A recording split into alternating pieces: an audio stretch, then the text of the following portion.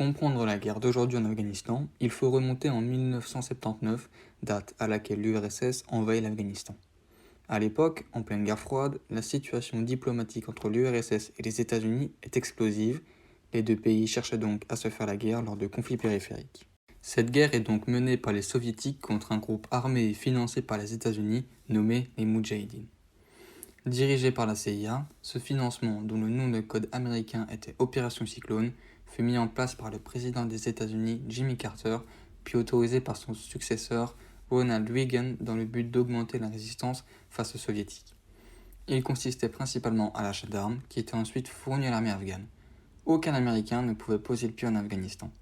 Ce programme permettait aussi aux Moudjahidines de se former, mais cet entraînement ne se faisait qu'au Pakistan et leurs formateurs faisaient partie des services secrets pakistanais. Cette opération fut plutôt un succès pour les États-Unis, qui ont indirectement accéléré la chute de l'URSS quelques années plus tard, mais fut une aide considérable pour les talibans. En effet, et cela s'est même retourné contre les Américains, car le 11 septembre 2001, Oussama Ben Laden commet des attentats de grande ampleur sur le sol américain. Celui-ci se réfugie en Afghanistan, alors dirigé par les talibans, et c'est pourquoi, dans le cadre de la lutte contre les pays soutenant le terrorisme, que l'Afghanistan est envahi par les Américains.